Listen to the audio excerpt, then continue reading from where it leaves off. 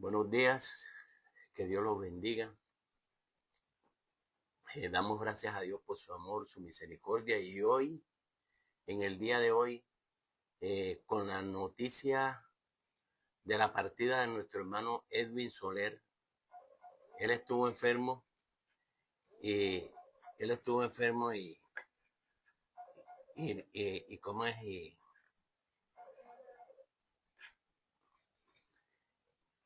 Y falleció el día de ayer. Entonces, nuestras condolencias a la familia, a Yolanda, a su hija y a toda la familia.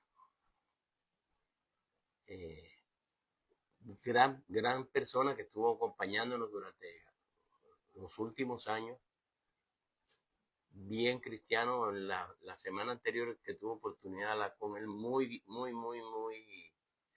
eh, confiado en el Señor.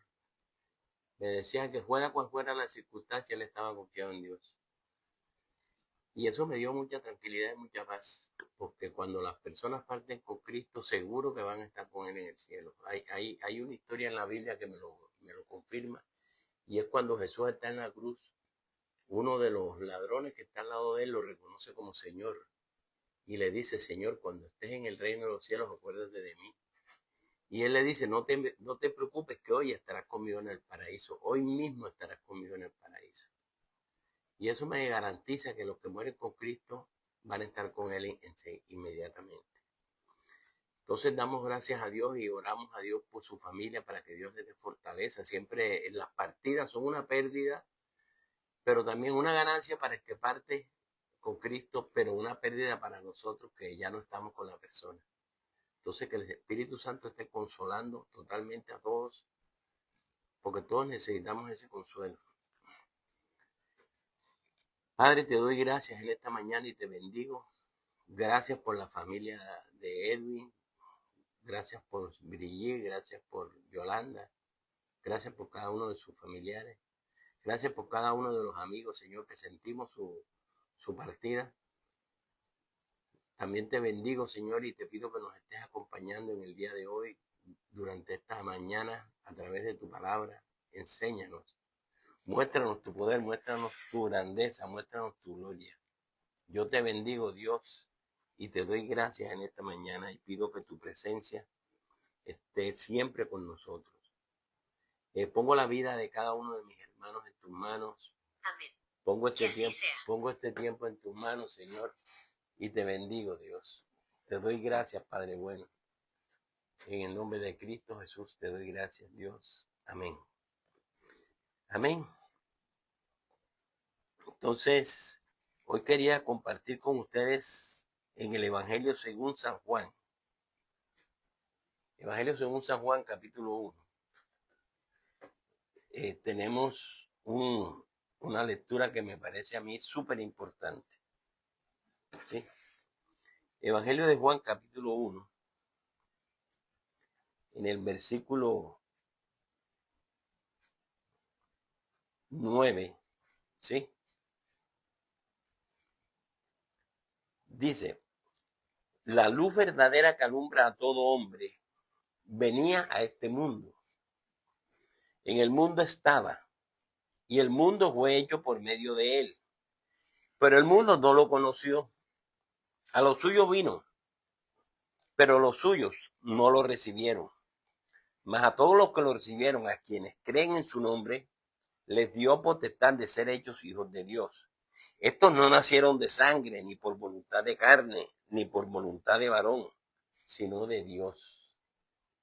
Entonces, el pasaje que estamos leyendo es un pasaje que tiene un contenido, una riqueza muy grande. Lo primero menciona, aquí se está refiriendo a Jesús y está mencionando que Jesús es la luz verdadera que alumbra a todo hombre. O sea, la verdadera guía. Es a quien debemos seguir. Es la luz verdadera que alumbra a todo hombre. Y dice que esa luz venía al mundo. Esa luz se trasladó del reino celestial para el reino terrenal. Vino al mundo. Y estaba en el mundo. el mundo fue hecho por medio de él. Dice que él participó en la creación, que Cristo participó en la creación. El mundo fue hecho por medio de él.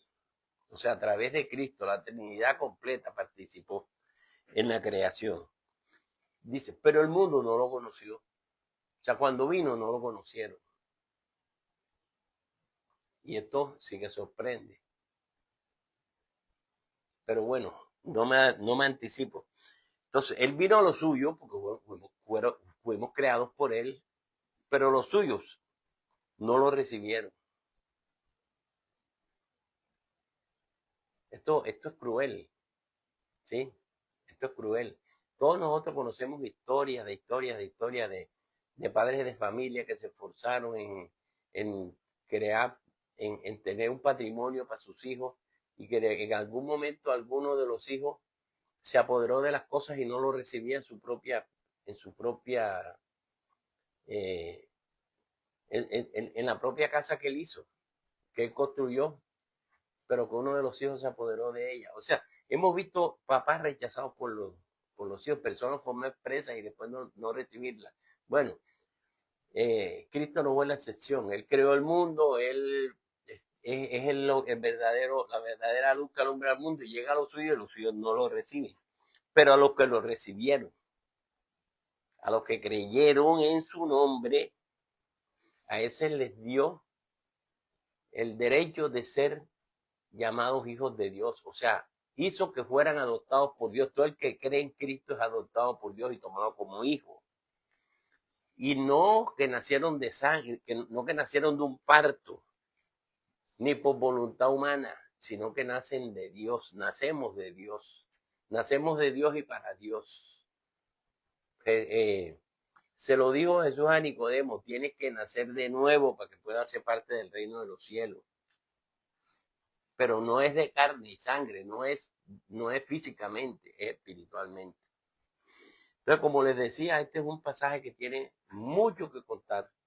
Sin embargo, yo no me quiero enfocar en eso. Me sorprende, me impresiona que no lo reciben los suyos, los propios suyos no lo reciben, lo rechazan.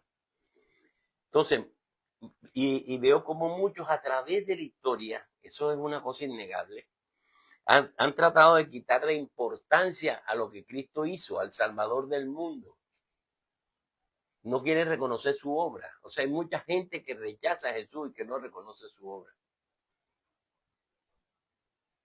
En el mundo existen muchas personas. Y se inventan teorías y se inventan cosas para no aceptar al Salvador que Dios envió, para no reconocerlo, para rechazarlo. Mire, hay gente que ha dicho que la muerte de Cristo fue accidental, que fue imprevista, que eso fue sin ningún significado, que eso fue que sí, que Dios envió a su hijo, pero que lo cogió descuidado y murió, lo mataron. Que eso no tenía ningún significado, que eso no servía para nada, murió y ya. Otras personas dicen que no, que él fue un mártir, es un hombre que tenía unos ideales, era un hombre común y corriente, ¿no? Y tenía unos ideales espectaculares y murió por sus ideales, es un mártir de su propia causa.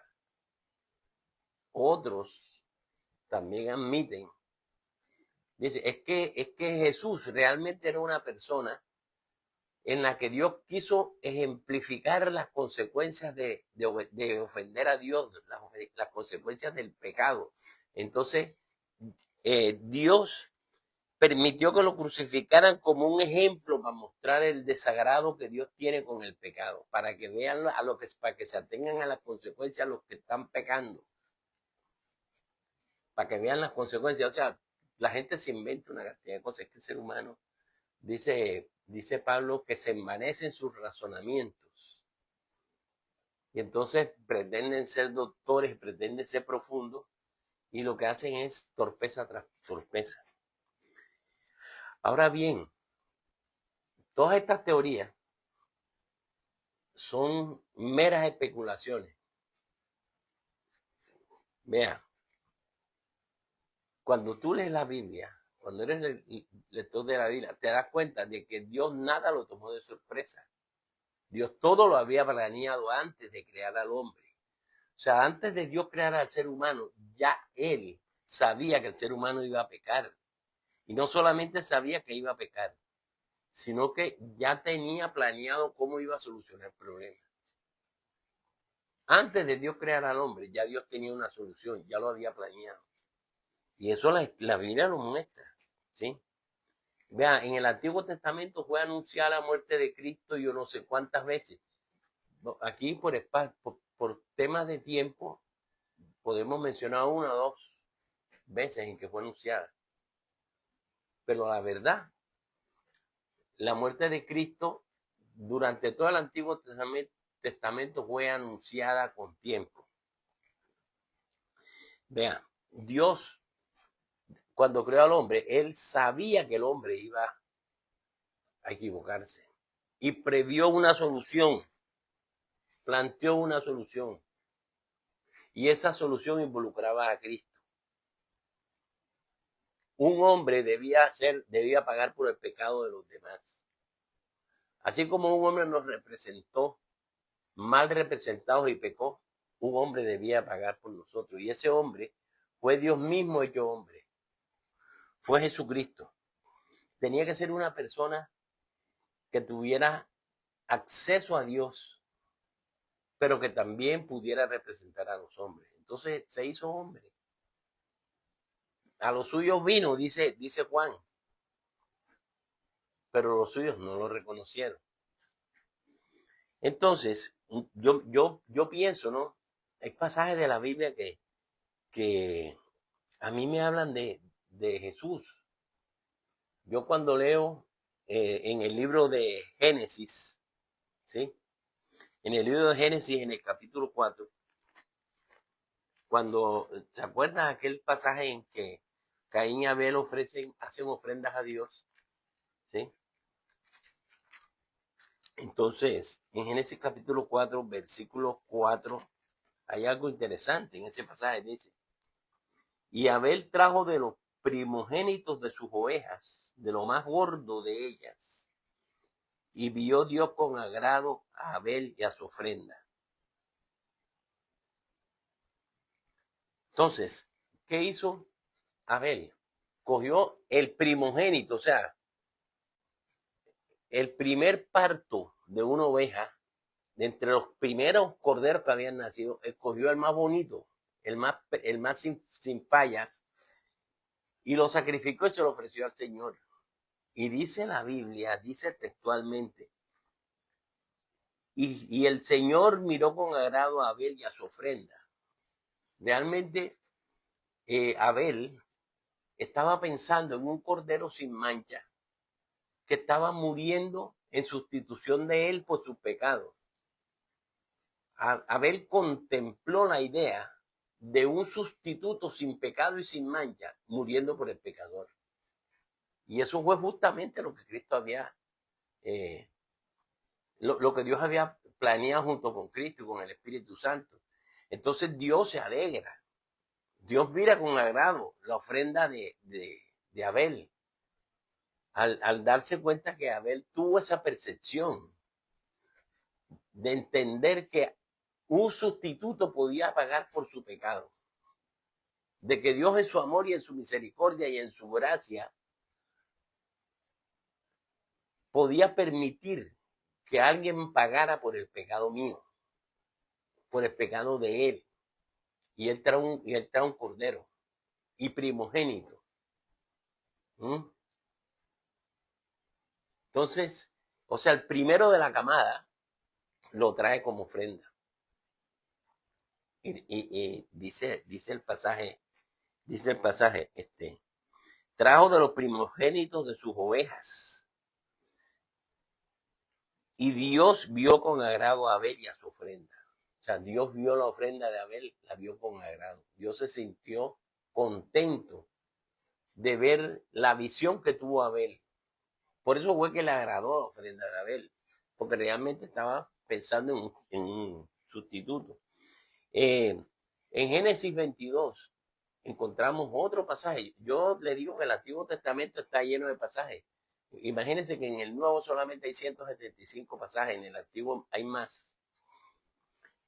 Entonces en Génesis 22, cuando se acuerda el famoso sacrificio de Isaac, que Dios le pide a Abraham que sacrifique a su hijo, y ellos llegan al lugar de sacrificio.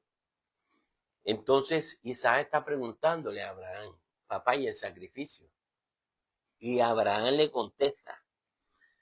Dice Génesis 22, versículo 8. Dice, Abraham respondió, Dios proveerá cordero para el holocausto, hijo mío.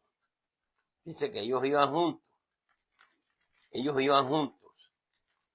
Y él dice, Dios proveerá un cordero para el sacrificio, para el holocausto. Respondió y dijo, Dios proveerá de cordero para el holocausto, hijo mío. E iban juntos. O sea, Abraham sabe que Dios iba por un cordero. Que Dios ya colocó un cordero para que fuera sacrificado en lugar de su hijo Isaac. O sea, él tiene esa fe, él tiene esa confianza. Dios le había dicho, yo te voy a dar un hijo y de él tendrás descendencia como las estrellas del cielo. Pero después le dice, sacrifícalo. Y Dios dice, Dios tiene una solución para esto. Dios debe tener una solución. Y él fue a sacrificarlo y Dios lo detiene. Abraham con razón lo llaman el padre de la fe. Él confiaba en Dios ciegamente y sabía que Dios tenía una solución para eso. Pero el pasaje que a mí más me toca está en el libro de Isaías. Este es uno de los profetas mayores. Oye, en el capítulo 53, en Isaías capítulo 53, ¿sí?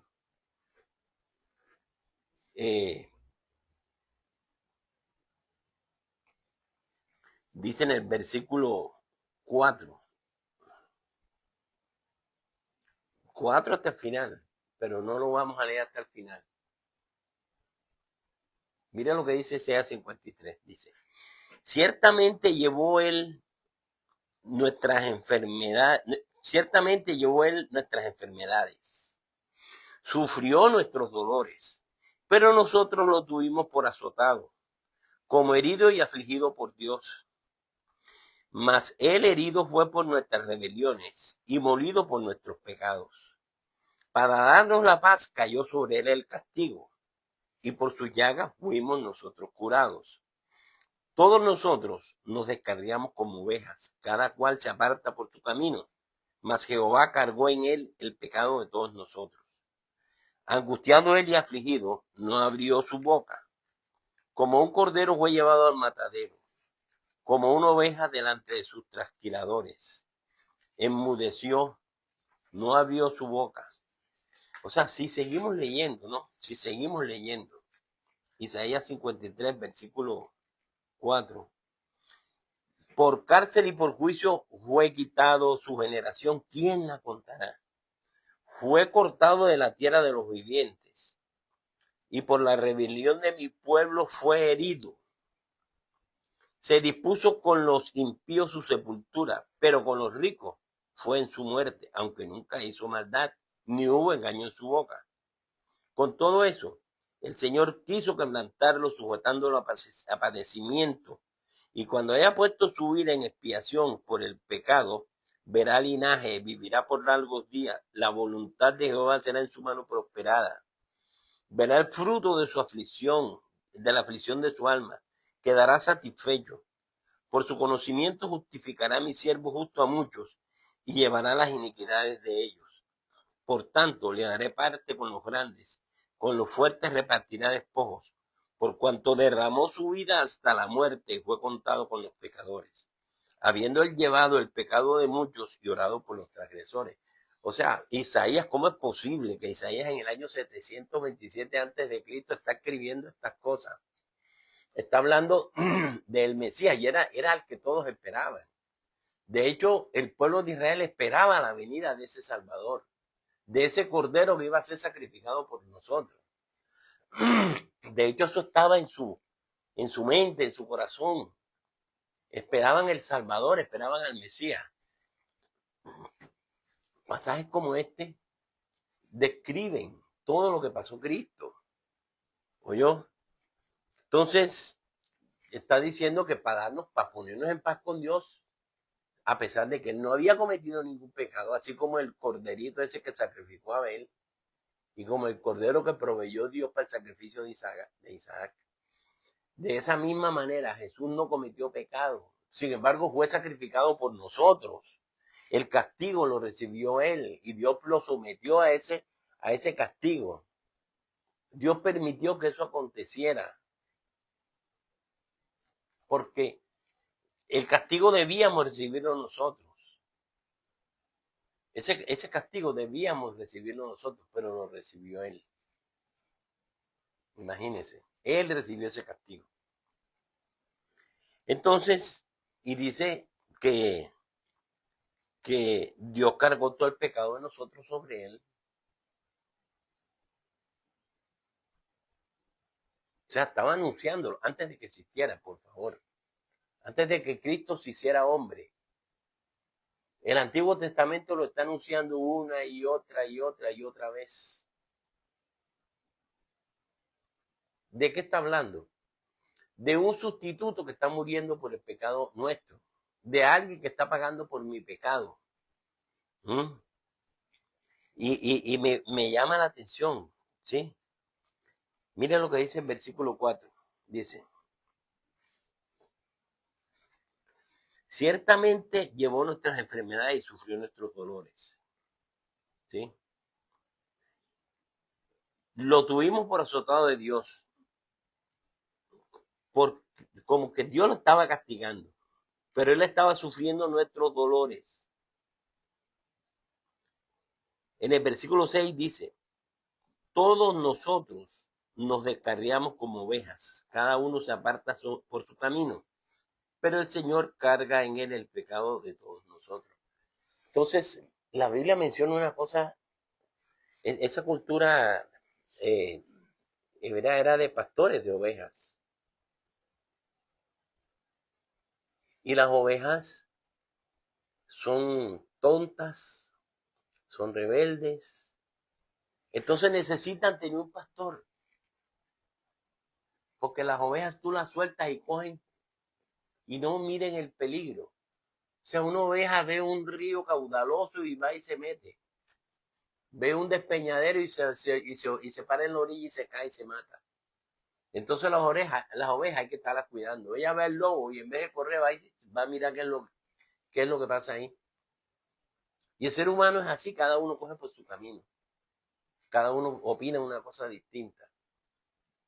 Y dice la Biblia, todos nos descarriamos como ovejas, todos. Y cada uno se aparta por su camino. Sin embargo, Dios carga en él el pecado de todos nosotros. Claro, con razón a Jesús le llaman el Cordero de Dios que quita el pecado, porque él es el que es sacrificado en reemplazo de nosotros. Él es el que muere por nosotros. Él es el que paga por el castigo, por el pecado nuestro, paga el castigo por el pecado nuestro. Claro que también le llaman el buen pastor, porque él es el que cuida al rebaño, él es el que nos cobija, él es el que nos protege. ¿Oyó? Entonces, dice, él estaba angustiado y estaba afligido, pero no abrió su boca. Como un cordero fue llevado al matadero, como una oveja delante de los que lo trasquilan. Enmudeció y no abrió su boca. Dice la Biblia que él no dijo nada, él sencillamente se dejó sacrificar. Sin embargo, muchos dicen que no, que fue un accidente, que fue un mártir, que fue que Dios se descuidó, entonces Satanás no logró que mataran a Cristo. Y la gente comienza a especular, no, todo esto pasó fríamente calculado, todo esto lo pensó Dios, todo esto Dios lo planeó. Todo esto Dios lo planeó. esa luz verdadera. Jesús decía, yo soy la luz del mundo. El que no camina conforme a mis principios siempre andará en tinieblas. Y esa luz verdadera vino a este mundo y estuvo en el mundo. Un mundo que él mismo había creado, que lo había hecho él. Pero el mundo no lo reconoce. Y lo niegan. Y hoy en día seguimos especulando y negándolo. Ahora, me gusta. ¿Sí?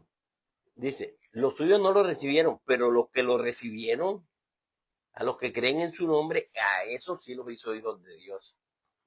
Esos son herederos de Dios. Esos heredan la vida eterna. Realmente Cristo murió y pagó por nuestros pecados. Y ese es el mensaje que nosotros predicamos. A Pablo cuando le pregunta, o no sé si le preguntaron, pero en el libro de Corintios él dice, yo les estoy enseñando a ustedes lo que yo recibí. Que Cristo vino al mundo. Que murió en la cruz y fue sepultado. Pero que resucitó al tercer día y luego ascendió a los cielos. Ese era el mensaje que Pablo predicaba. El evangelio de Cristo se basa en eso. En un redentor que viene en forma vicaria a representarnos en la muerte para que nosotros tengamos vida.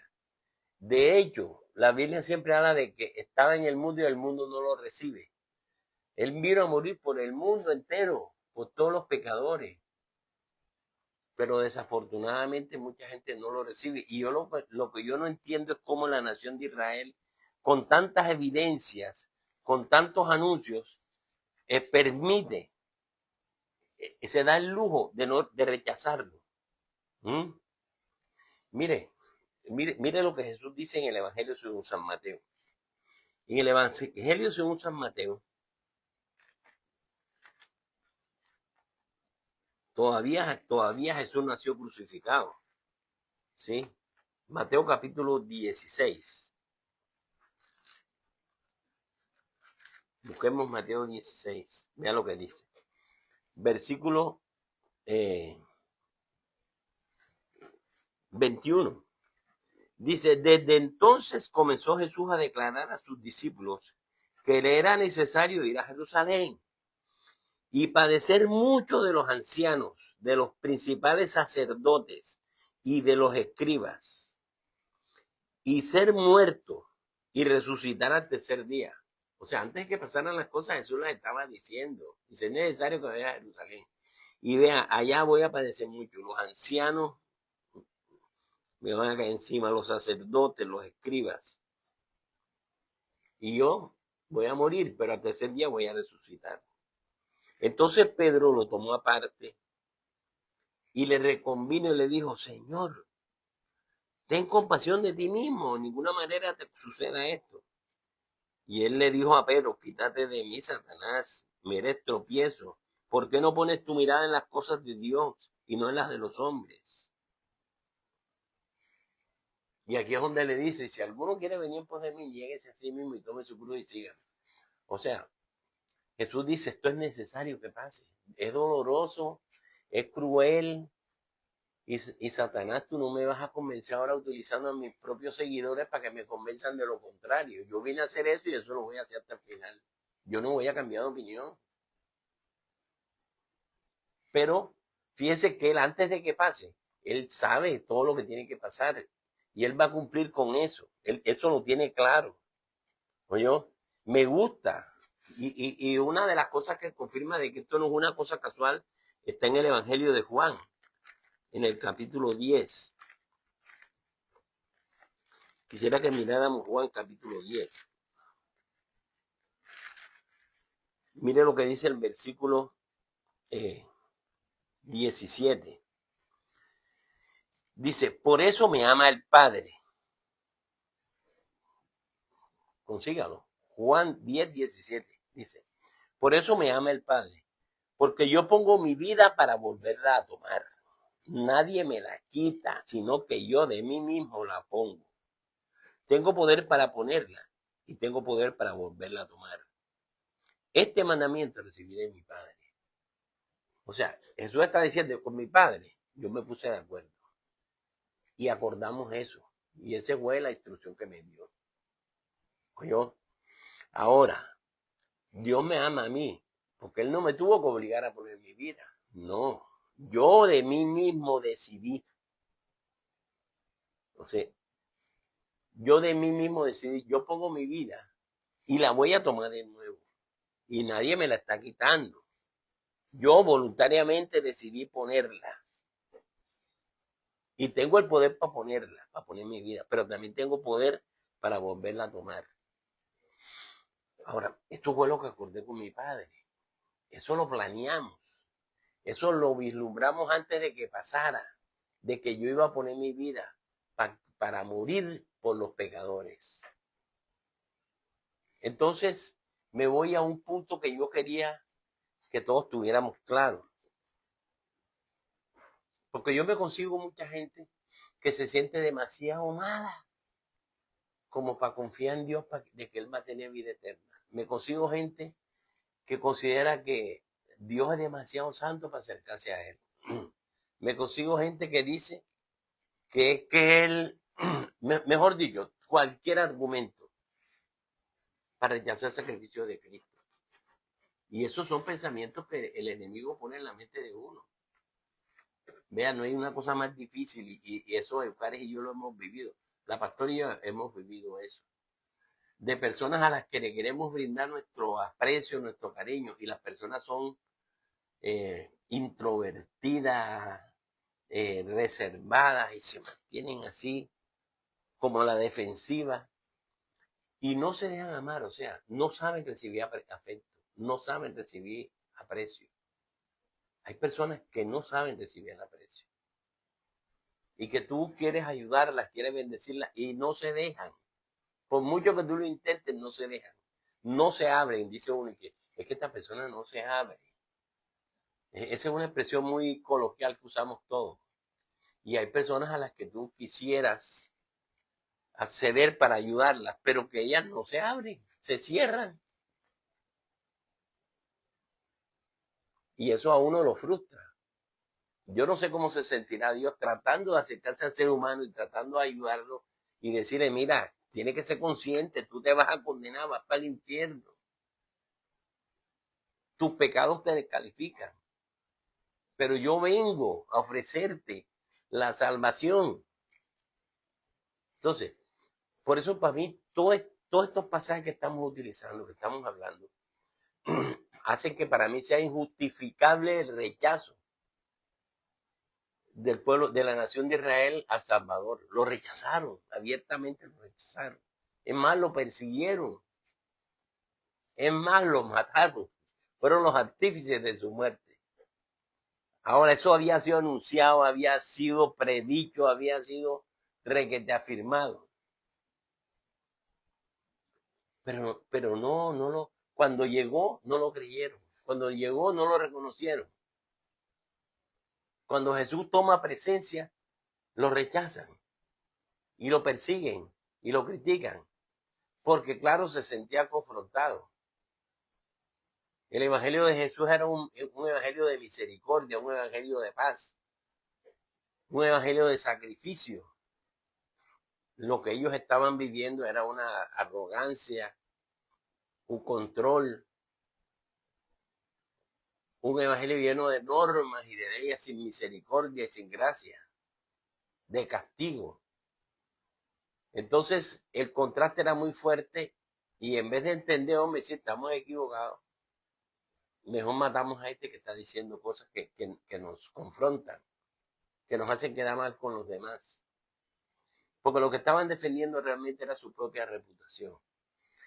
Entonces, a mí me parece injustificable que lo hayan rechazado. Eso me parece una locura. Sin embargo, Él muere por los pecados del mundo. Vea, Jesús no murió nada más por tus pecados y por los míos, murió por los pecados del mundo entero. Pero solamente los que creen en Él, solamente esos se salvan. Este es un regalo que Dios nos da. Dice, la palabra utiliza un término que me encanta, la gracia. La gracia es un regalo que no te mereces. Eso es la gracia. La gracia es algo que no te mereces, pero que te lo dan. Porque sí, porque yo quise dártelo. No porque tú te lo merezcas. Es un regalo inmerecido. Entonces Pablo decía, es que nosotros somos salvos por gracia. Lo único que tenemos es que creer, somos salvos por gracia, por medio de la fe. ¿De la fe qué? ¿Cuál fe? La fe en Jesucristo. Cuando a Pablo le preguntan, Pablo tiene una manera de expresarse interesante, porque él mismo se hace la pregunta que la gente se hace. ¿Sí? Y si, ¿cómo hago para ser salvo? ¿Será que tengo que ir al cielo a buscar a Cristo? ¿O será que tengo que ir a donde cuando Cristo murió de pronto está todavía en las profundidades? Entonces él mismo dice, no, de ninguna manera. La salvación está cerca de ti. Está en tu boca y está en tu corazón. Mira, si tú en tu corazón crees que Jesucristo es el Salvador, y eso es una verdad tan real que la confiesas y la expresas y la vives, tú serás salvo. Con la boca se confiesa para justicia, pero con el corazón se cree para salvación. Entonces yo debo creer en mi corazón que Jesús es el Salvador. Y no solamente creer, no solamente debo creer que ese Dios hecho hombre que murió en la cruz estaba haciéndolo por mí, sino que una vez que yo crea en eso, lo debo expresar. O sea, no es que yo lo diga y lo repita, no. Es que yo lo viva como una realidad en mi vida, que yo lo tenga como un hecho real en mi vida. Entonces, él dice, si lo confiesas con tu boca, bueno, si tú realmente te declaras una persona que confía en Jesús y que todo el mundo lo sepa, que sea una evidencia real de que Él habita en ti, entonces tú serás salvo.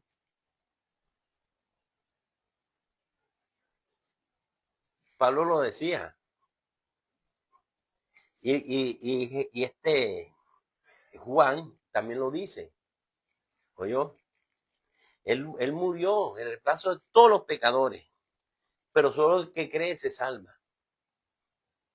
Yo les decía que en el Antiguo Testamento había una cantidad de pasajes que hablaban. A mí me encanta el pasaje ese de una serpiente que cuando ellos están en el desierto los pican las serpientes y los matan. Pero la solución que Dios plantea es que Moisés haga una serpiente de bronce y la ponga en una asta de madera alta que desde todo el campamento se pueda mirar. Y al que picara la serpiente y mirara hacia la serpiente de bronce se salvaban. Pero más adelante, en el Nuevo Testamento, Jesús plantea lo siguiente en el Evangelio de Juan. Así como esa serpiente fue levantada en el desierto, es necesario que el Hijo de Dios sea levantado en una cruz para que todo aquel que en él cree no se pierda, sino que tenga vida eterna. Cuando una persona pecadora, el pecado lo está matando y lo está agobiando, cuando esa persona sabe que va a condenarse por el pecado y pone su mirada en Cristo y dice, este es mi Salvador, ese será salvo. Dice, no irá a condenación, sino que pasa de muerte a vida eterna en Cristo Jesús. Es la confianza que tenemos en el sacrificio que Cristo hizo. Y eso es el único acto de fe que debemos tener nosotros, creer que Jesús lo hizo. Que lo hizo por ti, que lo hizo por mí, creer cada uno. Yo estaba hablando esta mañana de Edwin, que acaba de fallecer el día de ayer. Y yo estuve sentado al lado de él y me decía, pastor, mi Salvador es Jesucristo y si Él quiere sanarme, la Biblia dice que Él murió por mis enfermedades también. Y si me quiere sanar, me levanta de esta cama. Y yo confío en Él, para bien o para mal, para que venga. Si yo salgo de esta, yo sigo confiando en Jesús como mi Salvador. Y si no, también confío en Él. Yo creo firmemente en Él. Eso se llama fe, así me decía, fe. Y a mí me conmovió eso, me impresionó, porque Edwin me decía que fe. Y cuando yo me entero que Edwin murió, me dio pesar por la familia, que se quedan solos. Pero por él yo decía, este tipo está con Cristo, se fue primero que yo. O sea, él comienza a disfrutar antes que nosotros. Y Pablo decía, no quiero que te entristezcas, como los que no tienen esperanza. Si nosotros creemos que Cristo murió y resucitó, también creemos que al final Él traerá con Él a los que murieron con Él. ¿Mm? Y dice, en un instante, en un abrir y cerrar de ojos, cuando suene la trompeta, porque va a sonar una trompeta, los muertos en Cristo resucitarán primero y después nosotros. Todos los que murieron parten con el Señor y van a estar con el Señor para siempre. Y tienen vida eterna, los que murieron en Cristo. Pero los que no se condenan, y hay gente que dice que eso es injusto. Es que no es injusto, porque es que Dios no está condenando a nadie. Dios dice, tengo una salvación para todos. Los que crean y la reciban, vengan y tomen de esta, tomen de ella, y van a ser salvos. Pero el que no crea, él mismo se está condenando, porque él dice, no, yo no creo eso. Eso está demasiado fácil. Que yo no tenga que hacer nada, que yo no tenga que morir, que no me tenga que dar latigazos a mí, que no me tenga que escupir a mí. Tan malo como he sido. No, yo no creo eso. Pues para que sepas, es por fe. Termino con un pasaje que está en Juan. ¿Sí? Juan capítulo 13. Este es un pasaje que es conocidísimo por todos. Dice, Dios nos amó de tal manera que ha dado a su Hijo unigénito para que todo aquel que cree en Él no se pierda, sino que tenga vida eterna. O sea, Dios nos quiere tanto, nos ama tanto al ser humano, que dio a su propio hijo. Y que su hijo fue voluntariamente, no fue que Dios lo obligó. Para que todo aquel que crea en Él no se pierda, no se condene, sino que tenga vida eterna. Tú y yo tenemos vida eterna en Cristo y no por méritos nuestros, sino solamente porque creímos en Jesús, porque Cristo pagó por tus pecados, porque Cristo dio su vida por ti. Eso está dicho en la Biblia desde el Antiguo Testamento, está anunciado un Salvador que iba a morir en sustitución de los pecados. Usted sabe, todo ese sistema de sacrificios que existía en el Antiguo Testamento, que usted lo encuentra en el libro de Levíticos, en el libro de Números, todos esos sacrificios, todos esos animales estaban señalando hacia Jesús, que era un sustituto que iba a morir por nosotros, así como esos animales morían por el pecado de las personas. Jesús iba a morir por nosotros. Toda esa historia es una pedagogía de Dios para el ser humano, para grabar en su mente que el pecado se castiga con la muerte, con la muerte, y que el que confía en Dios, ese no será avergonzado, ese tendrá vida eterna en Cristo Jesús. Ese sacrificio fue suficiente. El libro de Hebreos es un libro espectacular, porque dice que con un solo sacrificio Jesús hizo lo que todo el sistema del Antiguo Testamento nunca pudo hacer. El sistema del Antiguo Testamento cubría los pecados, los tapaba. Los pecados eran tapados. Pero en el Nuevo Testamento, Jesucristo no es que solo los tapa, es que los quita. Es que Cristo no tapa tu pecado, Cristo los borra.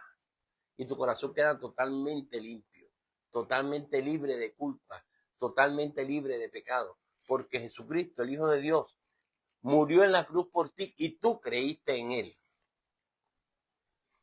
No te dejes confundir por tantas voces que te dicen que eso es mentira, que eso es un error histórico, que eso es una fantasía, que eso es una fábula. Eso fue una realidad.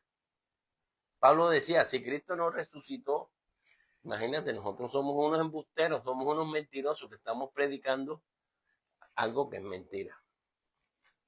Entonces esta mañana quiero decirte, Jesús, Dios te amó tanto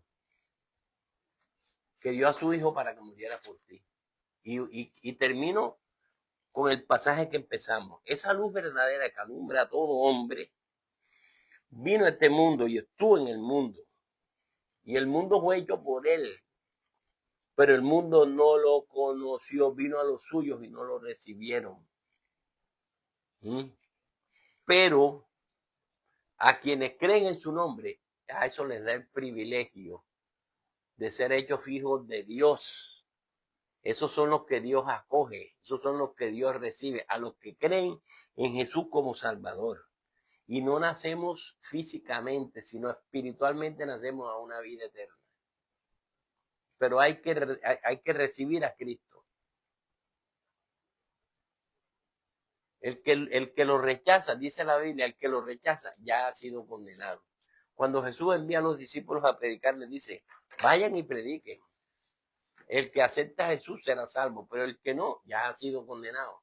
Él mismo se está condenando por no creer, por no aceptar, porque le parece que es demasiado fácil, porque es un regalo. Los regalos son fáciles. Y cuando el regalo es por gracia es que no te lo mereces. No te lo mereces. Yo no sé cuántos acostumbran aquí a darle detalles a su pareja, a su esposa, yo no sé. O hijos a las mamás, o yo no sé. Yo acostumbro a darle flores a la pastora. No se los doy todos los días, pero sí de vez en cuando le doy. Y cuando se los doy, a mí no me importa si se portó bien, si se portó mal, si me habló feo, si me miró maluco, no me importa. Yo voy a la floristería, compro mi flores y tómame. Y eso no depende de que de que yo me porté mal o me porté bien, o que ella se portó bien o mal, se las doy porque sí. Y ella las recibe con agrado. Y dice, ay, qué bonita. Y yo las veo ocupadas, cuidándolas, organizándolas, poniéndolas en un florero. Entonces, eso es por gracia. Eso no es porque te lo mereces.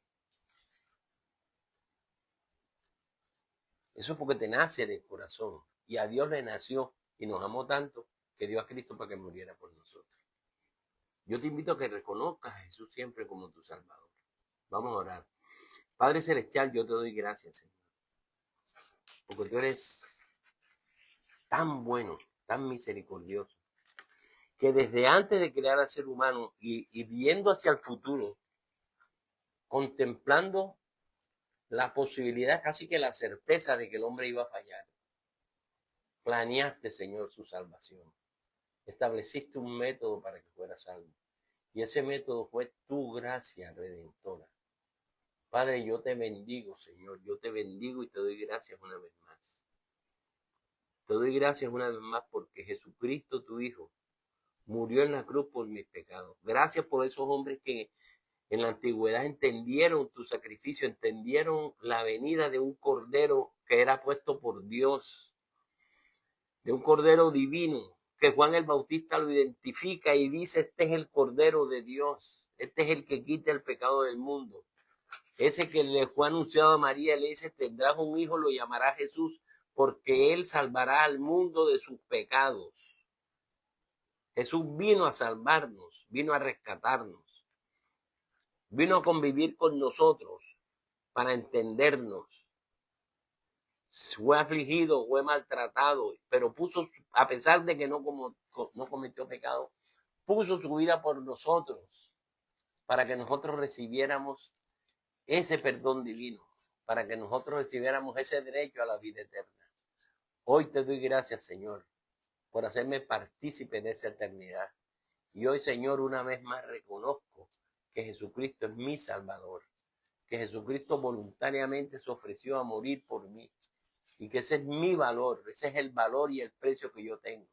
La vida del Salvador, la vida del Hijo de Dios, la vida de Cristo mismo. Pagó por mí, Señor. Yo voy a honrar tu nombre y te voy a seguir y voy a caminar contigo. Te bendigo, Señor, y te doy gracias. En el nombre de Jesús. Amén. Amén. Qué lindo lo que el Señor hizo por nosotros. Bueno, quiero recordarles que mañana domingo, que es mañana domingo es, ¿qué? Primero, es 2 de noviembre. Mañana domingo 2 de noviembre. En primer lugar, tendrás que conectar Google Workspace. Mañana domingo que es 2 de noviembre, vamos a tener el evento 2 por Jesús. El evento 2 por Jesús consiste en que cada uno de nosotros va a llevar 2 amigos, 2 invitados a la iglesia en la subida a la popa, al lado de Profamilia. Si tú estás oyendo este mensaje y nunca has ido, yo te invito, yo te estoy invitando. Subida a la popa al lado de Profamilia. Llevan 2 invitados para hacer un servicio, y esos 2 invitados se llevan para que conozcan a Jesús, para que tengan una comunión con Jesús, para que tengan amistad con Cristo. Invítalos, llévalos. Si te toca pagarles el transporte, págaselos, pero dale la oportunidad de acercarse al Señor. Allá vamos a estar esperándolos, allá los vamos a estar recibiendo. Entonces yo les pido que por favor lleven 2 invitados mañana. 2 por Jesús. Si tienes oportunidad de comprar la camiseta, compra la camiseta. Entonces te esperamos mañana. Que Dios te bendiga y que tengas un resto de tarde en compañía del Señor.